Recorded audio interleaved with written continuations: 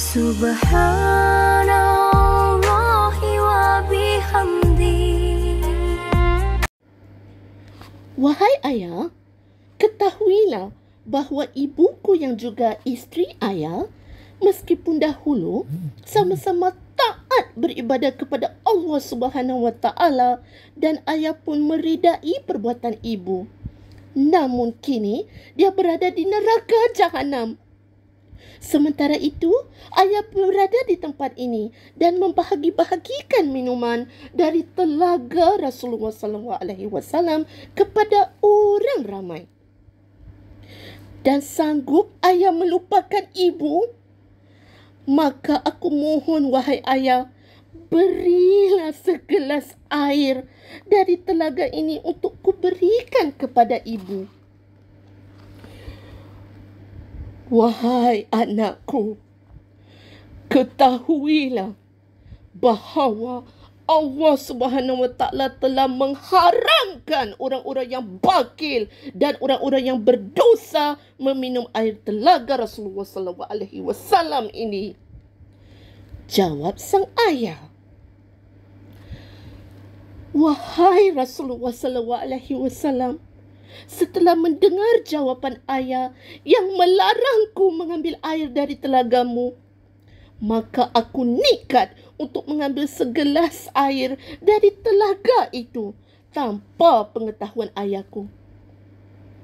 Lalu aku bermaksud memberikannya kepada ibu yang telah lama kehausan.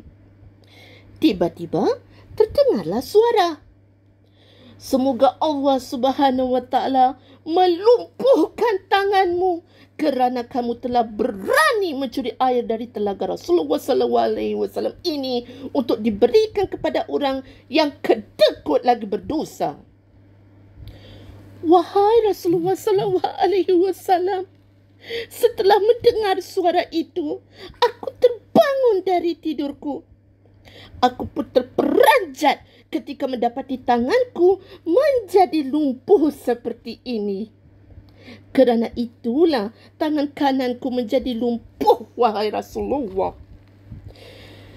Setelah baginda mendengar sebab-sebab kelumpuhan tangan kanan wanita tersebut, maka Rasulullah SAW meletakkan tongkatnya pada tangan wanita itu. Lalu baginda berdoa, "Ya Allah, ya Tuhanku, dengan kebenaran mimpi yang diceritakan oleh wanita ini, maka sudilah kiranya engkau berkenan menyembuhkan tangan kanannya yang lumpuh." Seterusnya anda cuba teka, guys. Anda cuba teka. Cuba anda fikirkan apa yang terjadi seterusnya pada nasib wanita lumpuh tersebut. Atas doa baginda, maka sembuhlah tangan kanan wanita itu dan pulih seperti sedia kala. Dan wanita itu bertekad untuk menjadi seorang yang dermawan, suka memberi dan bersedekah serta menjauhi sifat bakil. Okey, dan sekarang ini tiba giliran untuk saya kongsikan pula pelajaran yang dapat diambil. Pelajaran yang dapat diambil. Pertama, memberi sedekah kepada orang yang memerlukan adalah sifat yang dipuji Allah Subhanahu Wa Taala. Kedua, adapun sifat bakil adalah sifat yang dibenci oleh Allah Subhanahu Wa Taala. Ketiga, pahala memberi sedekah akan dilipat gandakan oleh Allah Subhanahu Wa Taala. Firman Allah Subhanahu Wa Taala, bandingan derma orang-orang yang membelanjakan hartanya pada jalan Allah ialah sama seperti sebiji benih yang tumbuh menerbitkan 7 tangkai.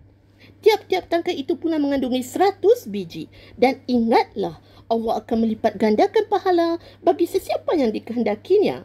Dan Allah Maha Luas rahmat kurnianya, lagi meliputi ilmu pengetahuannya. Surah Al-Baqarah ayat 261.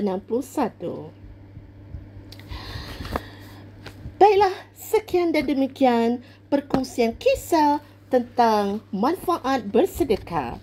dengan tajuk jalan ceritanya atau kisahnya Belajar Bersedekah. Semoga bermanfaat.